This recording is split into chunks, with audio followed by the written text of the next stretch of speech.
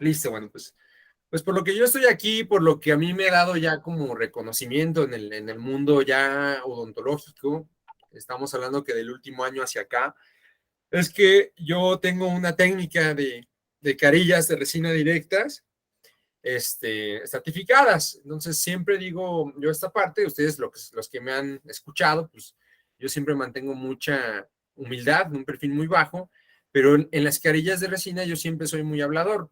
Digo, por esta dosis de polémica que necesitan las redes sociales, uno, y también porque es verdad, yo siempre digo que ahorita las carillas de resina que un servidor hace y el equipo de aquí de la clínica pues son las más bonitas del país. ¿Y por qué digo eso? Porque no he encontrado a alguien en México que haga carillas de resina, pues de la estética que nosotros manejamos, de un tan alto nivel, ¿no?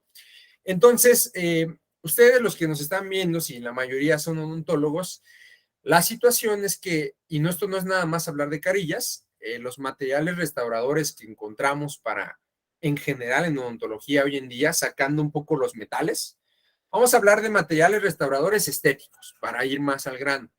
Nosotros tenemos dos grandes sopas, ¿va? La sopa de las cerámicas y la sopa de la resina. Entonces, si ustedes pueden ver en esta imagen, la calidad visual de una carilla de resina con una correcta técnica, con un correcto protocolo de pulido, puede alcanzar o superar inclusive las características visuales que tiene una carilla de cerámica. Entonces, desde ahí, primero, antes de entrar en ciencia, creo que tenemos que poner en contexto lo que se vende, porque nosotros aquí podemos hablar que de materiales y que cuál es mejor y cómo se polimeriza, etcétera, etcétera, ¿no? Pero siempre a mí me gusta ver mucho las cosas desde la perspectiva del paciente.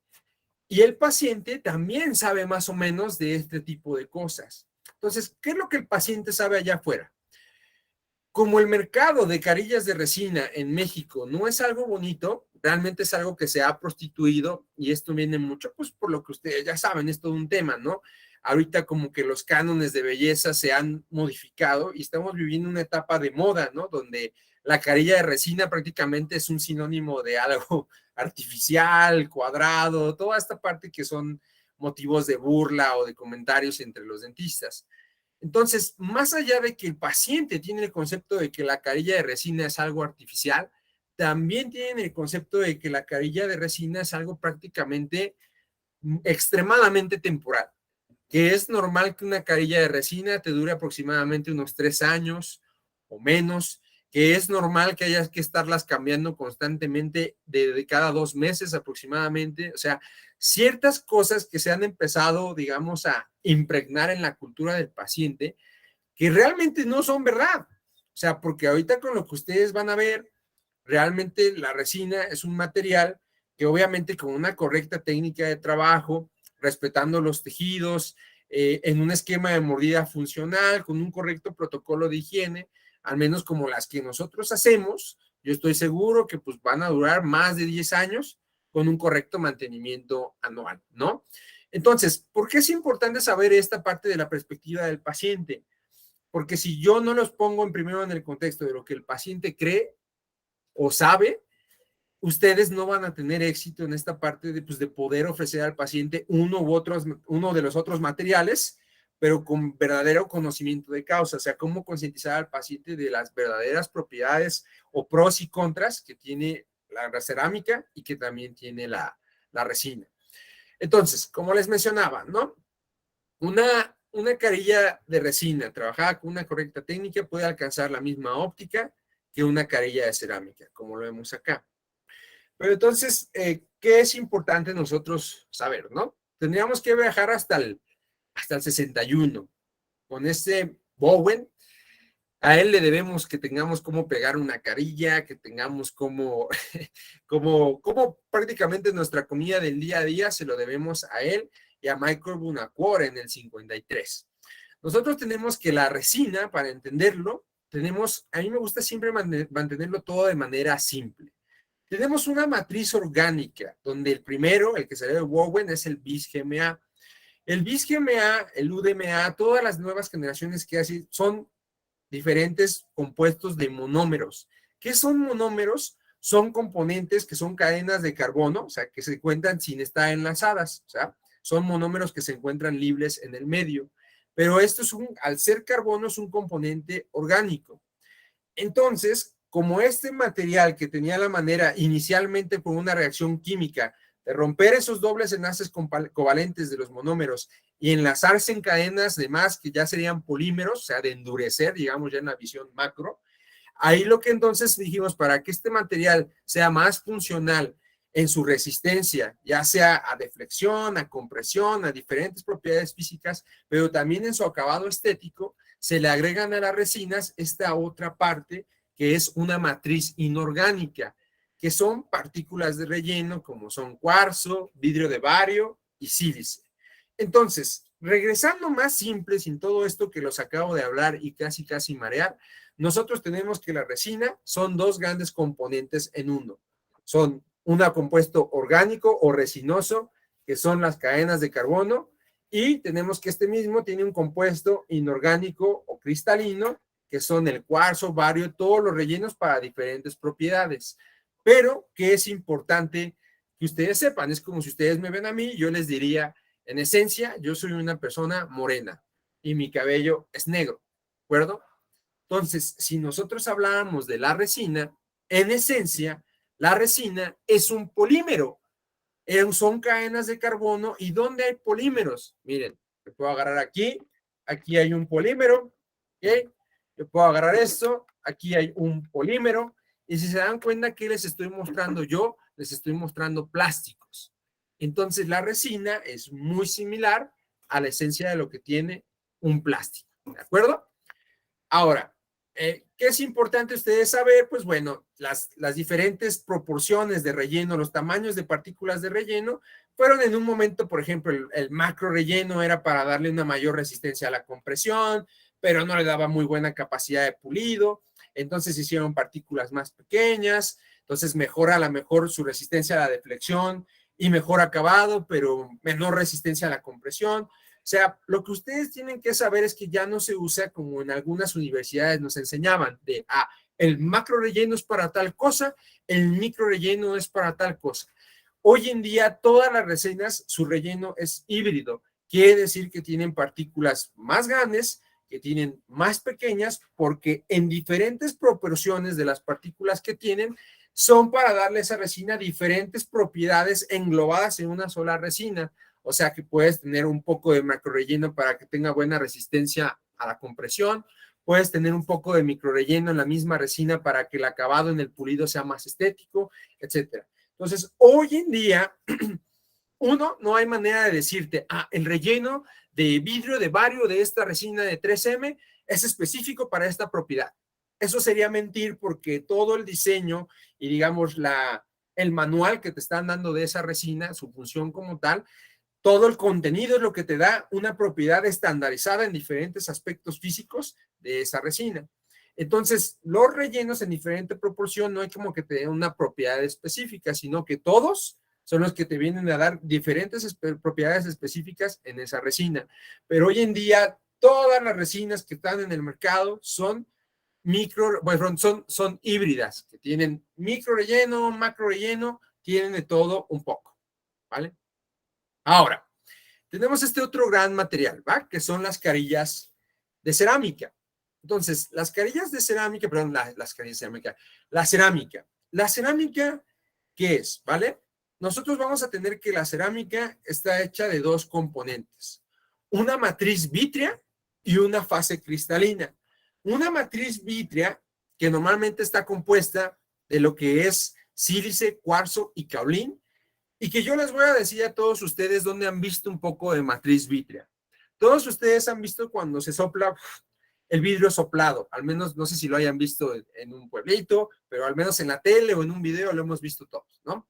Entonces, este vidrio soplado que se hace es un material que es tan incandescente y que alcanza esta propiedad de ser moldeado al manejar una gran temperatura de cocción. Cuando nosotros tenemos este material, cuando ustedes lo ven rojo, que tenemos ese vidrio que se va a soplar, si tú lo dejaras enfriarse y lo molieras, entonces tendrías un gran componente de matriz vítrea. donde tenemos que hay sílice, cuarzo y caolín. Entonces, ¿cómo funciona esto? Si tú lo agregas, entonces de esta manera y lo vuelves a calentar, hay un proceso de sinterización que permite que esto cristalice y endurezca, ¿vale? Entonces, como tal, la cerámica existe desde los platos que tienen ustedes en su cocina hasta una corona dental. Entonces, las cerámicas también tienen una diferente composición, un diferente elemento, que es el agregado de fase cristalina. Y esas fases cristalinas, ya hablando en odontología, es las que se ha jugado en diferentes proporciones contra la matriz vítrea o diferentes elementos de fase cristalina para poderle dar mejores propiedades, sobre todo mecánicas, a las cerámicas que nosotros utilizamos en odontología.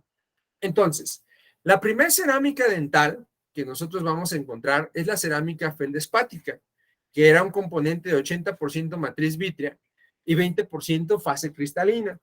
Entonces ahí yo les preguntaría, esto lo hago yo en el curso y siempre les pregunto, digo, oigan, ustedes, alguno de ustedes ya ha puesto una cerámica feldespática, y siempre en el curso pues todos hacen cara de no, o sea, no, yo nunca la he puesto, la verdad no la manejo, pero la respuesta es que todos en odontología, todos los odontólogos, al menos una o dos cerámicas feldespáticas ya hemos puesto.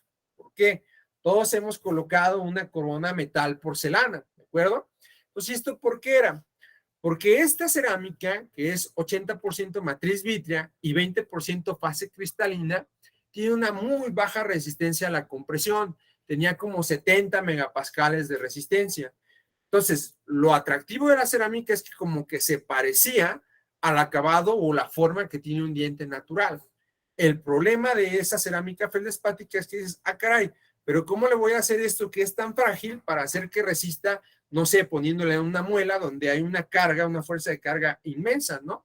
Entonces, bueno, ¿qué pasa si yo le coloco un metal de alta fusión, un paladio plata, y la cosemos la cerámica encima? Entonces, bueno, ya tengo algo que le da sustento, que da transferencia de carga y que va a ser más resistente a esa cerámica feldespática porque ya tiene un núcleo, un armazón que es muy resistente. Entonces, el problema es que nos quedamos en esta etapa por mucho tiempo, ¿va? Entonces, feldespática, y obviamente con la evolución de la odontología se empiezan a buscar, pues, las variables para hacer que esta cerámica resistiera más, ¿no? Entonces, para esto ustedes tienen que imaginen que la cerámica feldespática es un chocolate, ¿no? Como un tin larín. Todos han visto un tin larín que tiene almendras, ¿no? Entonces, ustedes imaginen que la matriz vítrea es el chocolate, imaginen que las almendras, perdón, pero que las almendras es la fase cristalina. Si ustedes lo ven de esta manera, el chocolate que es frágil, se puede derretir, se puede romper, y las almendras están duritas, ¿de acuerdo? Entonces, empieza a evolucionar la cerámica dental. No voy a entrar en tantos detalles para ir avanzando. Entonces, primero prueban y dicen, a ver, ¿qué pasa si yo refuerzo este chocolate, lo refuerzo, no sé, con almendras, lo coloco, no sé, avellanas, ¿no? Entonces metemos una fase cristalina de óxido de aluminio, que ahorita ya está fuera del mercado. Entonces, mira, aumentó la resistencia con avellanas a 120, 140 megapascales. Pues dice, no, mira, ¿qué pasa si le meto a este chocolate, le meto un refuerzo de cacahuates, ¿no? Entonces, el cacahuate es leucita. Entonces, mira, ya avanzamos a 140 megapascales y eso ya es muy funcional, por ejemplo, para el sector anterior, donde una carilla, si ustedes hablan de una carilla refractaria de cerámica feldespática, esa es una carilla que toda la feldespática que se hace, pues para dado refractario, para hoja de platino, normalmente es una cerámica feldespática reforzada con leucita. Eso llegó para quedarse. Sin embargo, dices, bueno, en el sector anterior funciona, pues porque no hay un contacto directo, están de adorno. Entonces, ¿cómo le hago para que funcione, por ejemplo, eso en el sector posterior? No, pues todavía no se puede porque 140 megapascales no es suficiente. Entonces, vinieron diferentes experimentos. Uno de ellos fue el chocolate como tal, no las almendras, no la avellana, no el cacahuate, el chocolate. Dice, vamos a calentarlo y a ponerlo súbitamente a diferentes procesos de cristalización, varias veces, pum. Entonces ahí vamos obteniendo diferentes productos y vamos a agregarle litio. y lo ponemos todo junto, lo calentamos y lo dejamos cristalizar. Entonces, ahí tenemos un momento que es un parteaguas en la odontología, porque surge el disilicato de litio, que es lo que ustedes conocen como IMAX. Y el IMAX se vuelve ya un material muy interesante porque de estar en 140 megapascales de resistencia, aumentamos a 500 megapascales. Entonces, ¿por qué es un parteaguas? Y ahorita ustedes quizás van a entender la importancia, porque antes no había manera de que una cerámica funcionara en el sector posterior al menos, sin que tuviera un metal de alta fusión abajo para darle resistencia. Entonces, con el surgimiento del disilicato de litio, ahora ya puede funcionar eso en una sola unidad en el sector posterior o inclusive hasta 2 o 3. Y obviamente es un material muy versátil porque jugando con los prismas, por la disposición de los prismas de la partícula, pues eso puede ser un material que sea opaco, que sea completamente translúcido, medianamente translúcido. Entonces, ustedes conocen todos este material porque el disilicato de litio allá afuera es conocido como IMAX, sacado por la casa de Ivoclar Vivadent, y fue lo que le vino a dar todo lo que es Ivoclar Vivadent hoy en día. Después de eso surgen modificaciones como el óxido de circonia, en el óxido de circonia tipo 1, donde se alcanzaron 800 a 1300 megapascales, era extremadamente fuerte, pero muy blanco como gis, pues no era muy funcional para el sector anterior. Entonces, vienen las diferentes generaciones de óxido de circonio, donde netamente lo que se modifican son las cantidades mol de itrio que tiene el óxido de circonio. Entonces, eso cambia también la disposición de su partícula, pasa de ser de tetragonal a cúbica, pero bueno, ¿eso qué tiene que ver? Nosotros hoy en día tenemos en óxido de circonio hasta 7 generaciones, y a partir de la tercera generación, bajando un poco la resistencia, más o menos a 500, 400 megapascales, pero ya tenemos óxido de circonio que es ultra translúcido. Y hoy en día que vamos prácticamente en la séptima generación, ya el circonio también es muy funcional porque no nada más es como algo opaco que me sirve para un núcleo, sino algo que puede servir monolítico para una carilla o puede servir también para un núcleo y ponerle encima cerámica feldespática, muy, muy funcional. Pero, entonces, de nuevo, si yo hablo de ustedes, entonces, de carillas, voy a dejar de compartir tantito mi pantalla.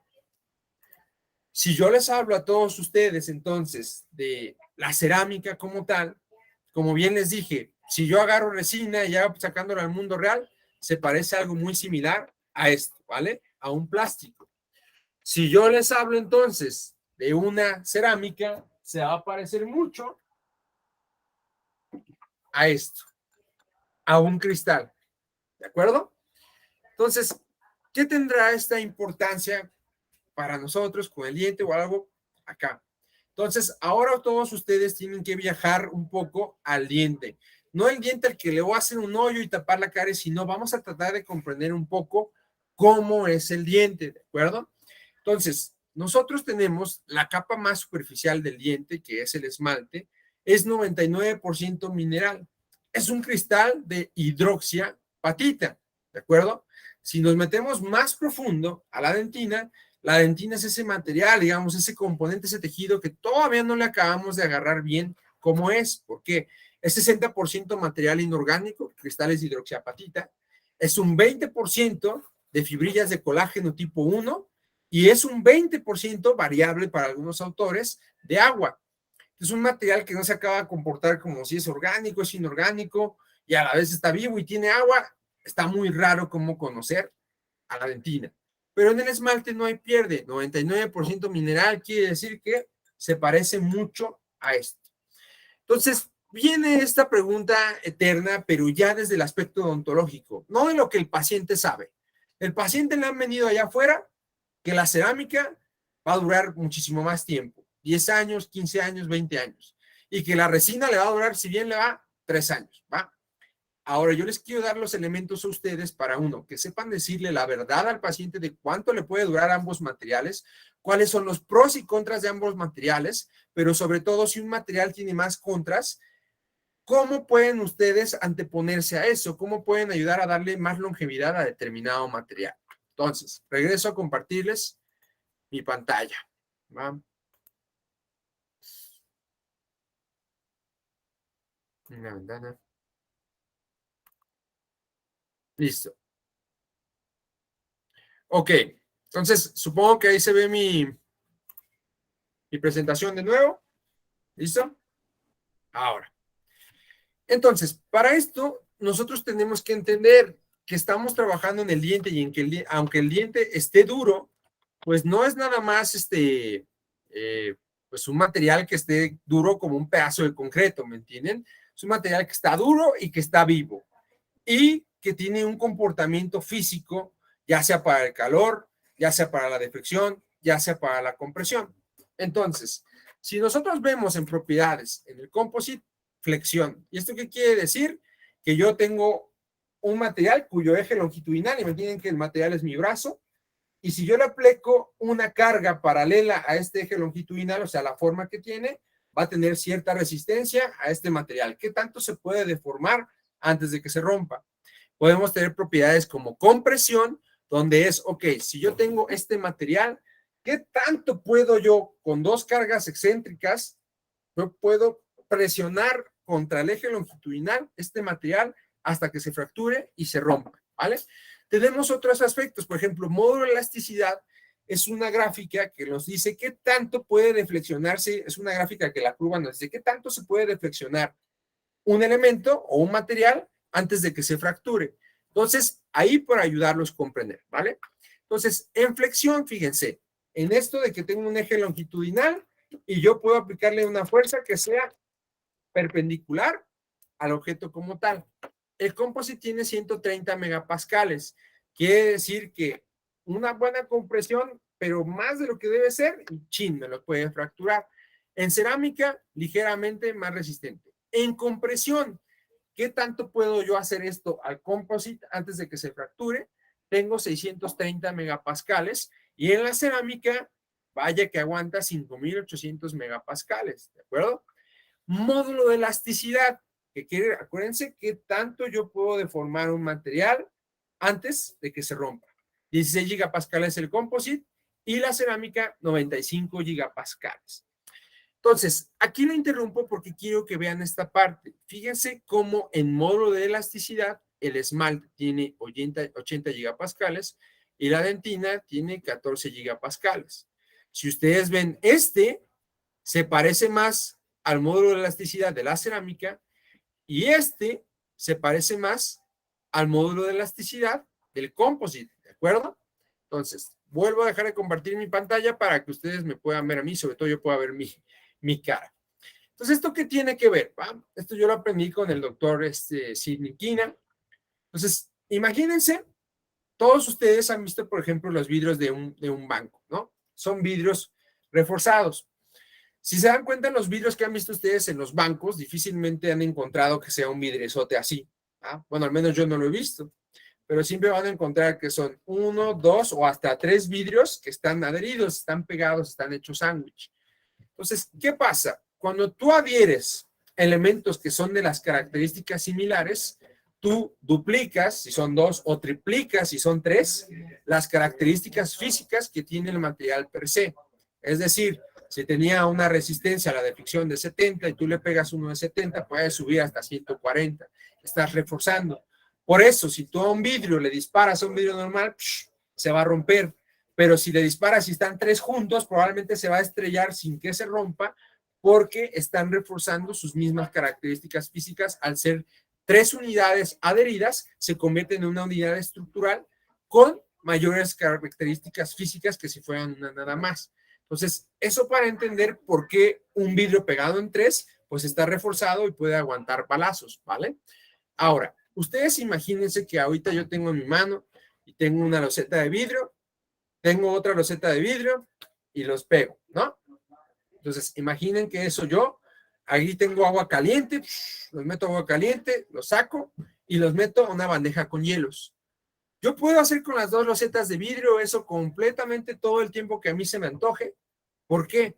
Porque en esta propiedad que es el índice de expansión térmico lineal, se contraen de la misma manera en los hielos y si los meto al agua caliente se expanden de la misma manera porque son los dos vidrios, entonces físicamente tienen el mismo comportamiento. Ahora, imaginen qué pasaría si yo agarro una loseta de vidrio y ahora le pego un pedazo de acrílico y los meto al agua caliente, los meto al agua fría, los meto al agua caliente, los meto al agua fría y eventualmente van a ver que el vidrio se estrelló, se llenó de pequeñas microfracturas o se estrelló completamente. Entonces, ¿esto por qué sucederá? Porque este plástico, que es el acrílico, tiene propiedades muy diferentes, en este caso de índice de expansión térmica. Él es más como que tantito calor, tantito frío y se contrae. Y el vidrio, en este caso, a diferencia de él, es así como que está el calor y digo, ok, sí me voy a expandir, pero dame chance, ahí voy. Y llega el frío y dice, ok, sí me voy a contraer, pero dame chance, ahí voy. Porque son diferentes en sus capacidades físicas, en sus características físicas. Entonces, como en este caso, el vidrio no tiene las mismas características que el plástico, lo que hace, ¿sabes qué? Para poder ajustarme a esa diferencia que yo tengo, que tú eres muy flexible o te adaptas fácilmente a los cambios de temperatura, yo me voy a llenar de fisuras en mi estructura para ser más débil y poderme adaptar un poquito a lo que tú eres. Entonces, ¿por qué les estaré diciendo yo todo esto? ¿Por qué? Porque si tú haces una carilla de cerámica que estás adheriendo en el esmalte del diente, tú lo que estás haciendo es un vidrio reforzado de un banco. ¿Por qué?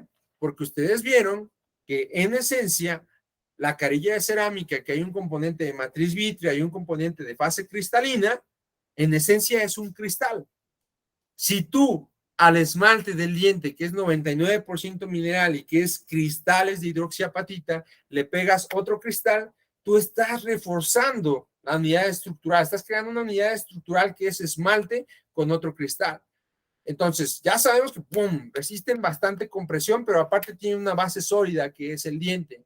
Ya sabemos también que pueden expandirse y contraerse de la misma manera porque físicamente son muy similares. Entonces, de ahí, para ahorita que hablemos de las carillas de cerámica, van a comprender muchas cosas. Entonces, si yo a un diente le coloco una carilla de resina, de composite, ahí lo que ustedes están haciendo es que a un cristal le están pegando un plástico, un polímero, que su comportamiento es muy diferente. Entonces, si se dan cuenta, como yo les voy explicando las cosas, es para entender un poquito con menos crema cosas que hacemos todos los días y a veces por quedarnos con el idioma tan rimbombante, no acabamos de entenderlo desde un aspecto sencillo, desde un aspecto simplificado, ¿no? Listo, entonces voy a compartirles de nuevo mi pantalla. Entonces, si ustedes ven, el esmalte, al tener un módulo de elasticidad muy similar a la cerámica, por sentido común, es más compatible el esmalte que esté adherido a la cerámica. Y, por ejemplo, la dentina sería muy compatible que esté adherida a un material que sea composite, ¿vale? Ahora, otras propiedades, por ejemplo, la cerámica tiene una propiedad que se llama inercia química. Quiere decir que la cerámica no envejece. Todos ustedes han visto, por ejemplo, las figuritas que tienen las mamás o las abuelas, que son unos platitos, ¿no? Y ya pueden estar rotos, casi tienen desde la época de la Revolución. Están todos polvosos y tú lo limpias nada más, tiene como 70 años el platito y sigue igual de brilloso. No envejece por esta propiedad que se llama inercia química. El composite no carece de esta propiedad que se llama inercia química. Ahora, otras propiedades. Tensión superficial. La tensión superficial del composite es buena el primer año. Y eso va a ser solamente si tú le haces un buen protocolo de pulido. La cerámica, su tensión superficial es buenísima. Entonces, ahí ya tenemos que ir al aspecto dental. Si ustedes ven una carilla de resina y siempre el paciente que te va a decir con lo que ya sabe o lo que muchos dentistas dicen también, no te pongas carilla de composite porque va a cambiar de color. ¿Por qué cambia de color el composite? Primeramente, por esta parte de macro retención. Si nuestro material, el composite, no tiene una buena tensión superficial, o sea, no tiene una buena tensión superficial, quiere decir que está lleno de rugosidades. Entonces, si tú tienes rugosidades, obviamente ahí se puede retener biofilm, pueden haber bacterias y eso te puede hacer que el valor, o sea, el color de la restauración, empiece a bajar en su escala de grises, empiece a oscurecer, ¿de acuerdo? La cerámica, ¿por qué nosotros decimos no? Tiene muy buena, o sea, no se va a pigmentar, por eso ponte cerámica. Lo decimos porque tiene una muy alta tensión superficial al ser solo cristal. ¿Cómo ustedes pueden comprobar este aspecto? Todos ustedes algún día han visto una arañita, una cucaracha, qué sé yo, atrapada en un lavabo. Y van a ver que no pueden subir. Están escale y escale y no pueden subir y no pueden subir y no pueden subir. ¿Y esto por qué? Porque la cerámica de tu lavabo tiene tan alta tensión superficial que las patitas con esas microvillosidades del insecto no tiene cómo agarrarse y simplemente no puede subir la pendiente. La cerámica tiene una tan alta tensión superficial que no se puede adherir biofilm más la inercia química, entonces eso te da que no va a cambiar de color, ¿de acuerdo? Fluorescencia, el composite, pues la fluorescencia entre un espectro de luz estrambótico, morado, siempre el composite no tiene una muy buena fluorescencia. La cerámica tiene una mejor fluorescencia, pues porque el componente cristalino se parece. Ahora, estas dos hay que poner un pequeño asterisco, porque también si la restauración de cerámica también es muy gruesa, también la fluorescencia se va a notar artificial, ¿de acuerdo? Y es lo mismo con el composite. Si una carilla de composite es muy delgadita, de todas maneras va a ganar el esmalte que está abajo del composite y le va a dar ese efecto de luz o de iluminación a como se ve, a como si fuera un diente normal, ¿de acuerdo? Ahora, longevidad del composite, o sea, ¿qué tanto va a vivir esta restauración? Por toda esta parte de la que tensión superficial no es buena, por toda esta parte de que la inercia química no es buena y de que no se parece mucho a las características físicas del esmalte, pues la longevidad del composite es mala. Como no es una unidad estructural perfecta con el esmalte del diente, pues eventualmente esa diferencia de comportamiento lo puede llevar a un fracaso, a una fractura, a un cizallamiento. La longevidad de la cerámica es muy buena. ¿Buena por qué? Por la fluorescencia, perdón, por la tensión superficial, por la inercia química y por tener características físicas muy parecidas a las que tiene el esmalte dental. Ahora, interacción con el periodonto del composite, pues mala. Mientras esté pulido y tenga una buena alta tensión superficial, tú puedes dejarlo en contacto con el periodonto, no invadiendo el periodonto, que quede claro, o sea, pero en contacto, y no va a ser un factor irritativo para la encía, pues porque esto está pulido, entonces no se puede agarrar biofilm y la encía no tiene por qué inflamarse. Si empieza a pasar ese pulido y puede empezar a haber macro retenciones, entonces ya tienes biofilm en contacto directo con la encía y se va a inflamar esa encía, de ahí que la interacción con el periodonto sea mala. La cerámica tiene una muy buena interacción con el periodonto, solamente superada por el oro en odontología. Tú puedes dejar mucho contacto de una cerámica contra el periodonto y la respuesta va a ser muy buena. Entonces, si ustedes han de pensar, entonces, soy este doctor, pues, ay, caray, pero no estaba viendo que no estaba compartiendo sí estoy compartiendo mi pantalla. ¿Sí? No se ve su pantalla, doctor. Híjole, pensé que estaba viendo acá. Discúlpenme aquí. No se Es que, preocupe, de igual manera todo estuvo súper entendible. ok, espérenme acá. ¿Ya está compartiendo? Es que me dice que hay un error. Compartir mi pantalla. Aún no está compartiendo, doc. A ver, déjame ver de nuevo. Dejar de compartir. Compartir pantalla. Mi pantalla completa. Aquí. Ya, ¿no? Ok. Listo, doctor. Listo, esto era lo que les estaba mostrando, ¿de acuerdo? Esta diapositiva. Solamente estaba hablando, pero estaba comparando pues estas características de los diferentes materiales. Entonces, si yo estoy hablando de todo esto, ustedes han de decir de, carajo, pues este güey, ¿por qué nos está recomendando entonces hacer una restauración de resina? ¿O por qué demonios ponen restauraciones de resina si nos está diciendo que con la resina todo mal prácticamente, ¿no? Y yo les digo lo que siempre digo en mi curso, si tú sabes las reglas del juego, puedes hacer que el juego se modifique a tu favor. Simplemente saber de los pies que cojea determinado material y cómo tú te vas a anticipar a los diversos problemas que tengan los materiales. ¿Listo? Entonces, ¿de qué se trata acá? No voy a hablar de esta parte de bonding, es muy complicada, pero voy a salir de nuevo acá. Listo. Entonces, ustedes imaginen que si tú estás pegando, por ejemplo, una cerámica con una cerámica, tú estás casando a una pareja ideal, ¿va? La mujer de sus sueños tiene al hombre de sus sueños. Se entienden, les gusta ver las mismas películas, les gusta la misma música, son un complemento del universo y se encontraron, ¿no? Entonces les va perfecto, a toda madre, ¿no? Esto es en cerámica con cerámica. Pero entonces, imagínense ahora que tienes una mujer que por alguna razón, digo, bueno, mujer, hombre, hombre, hombre, lo que ustedes digan, ¿no? Vamos a hacer, diversificar esto, pero vamos a pensar en una pareja heterosexual. Una mujer con un hombre. Pero ahora resultó que se casó, no sé, por presión de la familia, cualquier cosa, pero este hombre para nada era su hombre ideal. A ella le gusta el reggaetón, a le gusta la música clásica, a ella le gusta comer garnachas, a le gusta comer solo ensaladas. Son completamente diferentes. Entonces, pues, por supuesto, llevan un año de casado, medio se aguantaron, llevan 2 años de casado, medio se aguantaron, pero ellos ya son el monumento al divorcio. Lo que quieren es separarse, es dejarse a la última, a la ya. ¿Ah?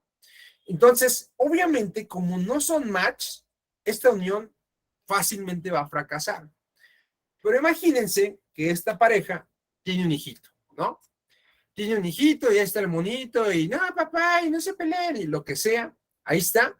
Pero entonces, ¿qué es lo que sucede? Que este hijito ahora es un problema para que ese matrimonio se disuelva. ¿Por qué? Pues porque, comparten la educación, pues tengo que aguantar porque mi hijo y no lo quiero dejar solo y me preocupo por él.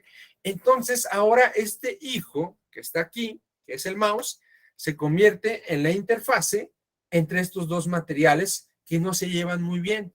Los está manteniendo arraigados a la de a fuerzas, porque los está sosteniendo como tal.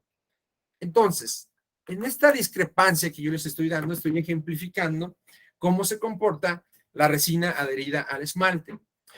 Entonces, ahí lo importante es que si tú sabes que es un material tan diferente al esmalte, el hijito que los va a mantener unidos y que va a resistir todo ese matrimonio dispar y esos pleitos que se van a aventar en la noche, esa pareja dispareja, en este caso el hijito es el bonding. Ustedes tienen que tener un correcto protocolo adhesivo para que esta unión de materiales que son diferentes se mantenga bien ahí.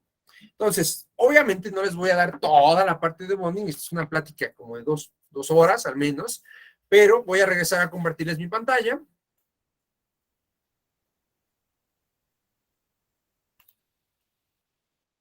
Listo, estamos aquí. Entonces, esto nos lleva a protocolos. Listo.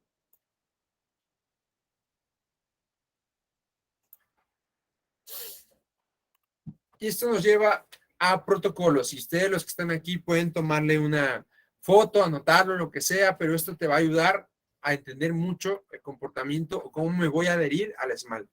Entonces, primero que nada, por ejemplo, aquí ustedes están viendo una carilla.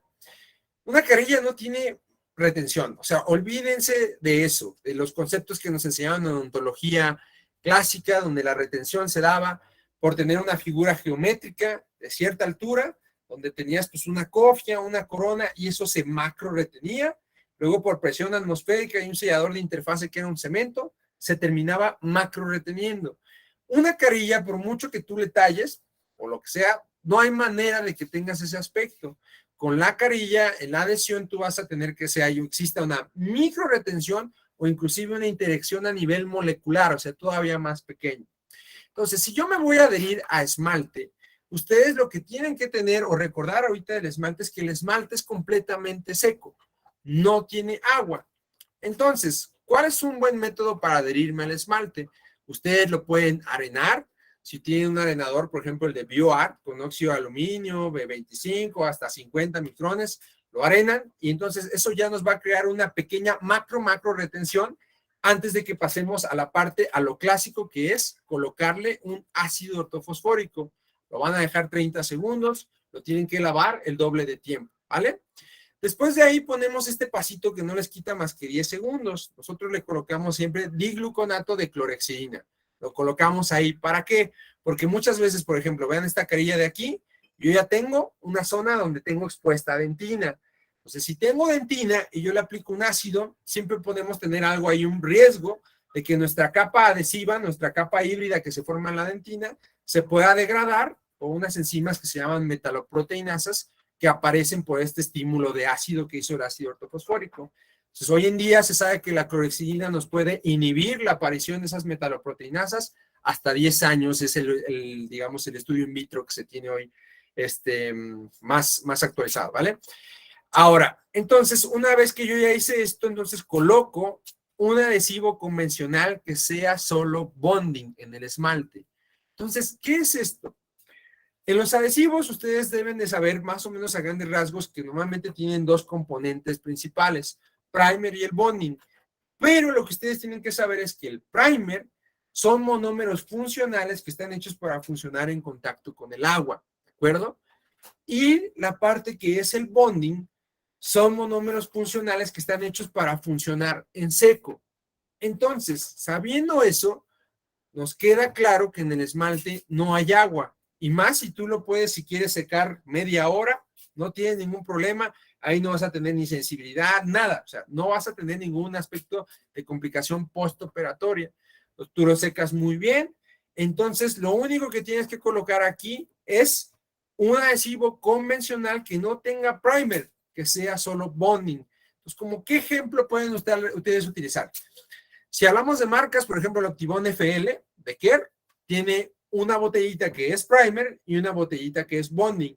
Entonces, ¿yo qué haría aquí? Ok, el primer no lo voy a utilizar y entonces ya grabé mi esmalte, ya lo sequé, ya puse clorhexidina, ya lo sequé, ya está todo. Una gotita, humedezco mi brush o mi pincel y ya estoy listo para aplicar en el esmalte. Si hay que solubilizar un poquito, solventizar, lo hago, polimerizo y ya estoy listo. Entonces, ¿por qué esto es importante? Porque recuerden que yo dije, mientras más chillón sea el niño, mejor va a ser la unión entre este papá y mamá que no se quieren mucho, que es el esmalte y la resina.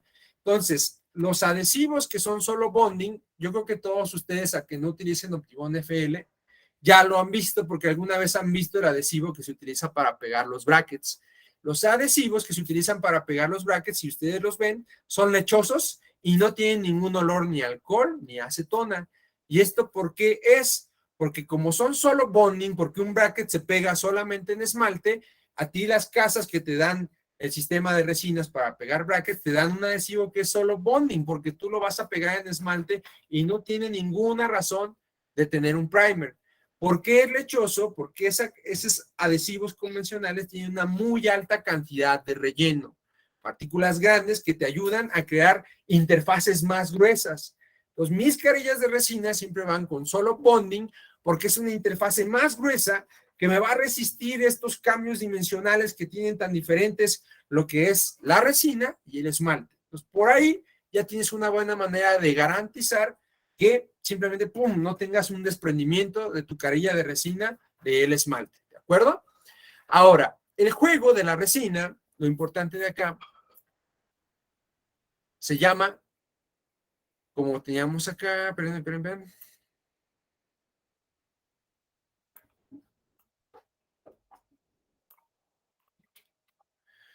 Justo aquí donde estamos, el juego de la resina se llama tensión superficial. Si tú logras que la resina tenga una mejor tensión superficial, tú de ahí vas garantizando muy buenas propiedades. ¿Para qué? Porque si tenemos tensión superficial, no agarra biofilm. Si no tenemos biofilm, la resina no se puede modificar el valor por el aspecto de macro retención. Para que tenga una muy alta tensión superficial la resina, tú tienes que tener un protocolo de pulido grande, o sea, importante. Si tú tienes un protocolo de pulido bien hecho, más allá de que dejas eso con tensión superficial, o sea, las dejas lisitas, tersas, tú estás dejando el porcentaje de resina que no se convirtió en fotopolimerización, esos monómeros que quedaron libres, tú los estás dejando abajito. De esa manera, tú no tienes otro método por el que la resina se puede degradar, que es por radicalización. Si esos monómeros libres quedan ahí y tú los tienes en la boca y de repente esa boca entra pozole, entra coca, entra cigarro, entra lo que sea, esos radicales libres lo que pueden hacer es agarran por acá, agarran por todos lados y eso también a nivel molecular empieza a degradar el valor, o sea, el color en escala de grises de la resina se empieza a modificar. Entonces, el truco para una resina, ya sea una resina de muela posterior o una resina de una carilla, es tener una correcta tensión superficial. Y para eso tú tienes que estar puliendo tus resinas. El protocolo de pulido que tú hagas lo tienes que estar haciendo idealmente cada 6 meses, si no, cada año. Y con eso tú vas renovando la tensión superficial, que es la propiedad más importante que necesita tener una resina para ser longeva. Entonces, ahora con esto, pues ya les di un poquito de esta parte de ¿cómo se llama? De que entiendan qué es mito y qué es verdad entre las diferencias entre la resina y la cerámica. Ahora, para mostrarles un caso de resina bonito. Caso de resina bonito.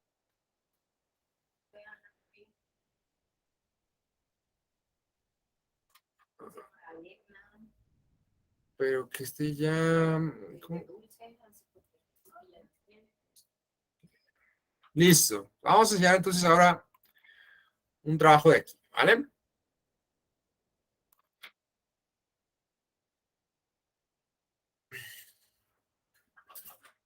Y esto ya es para terminar.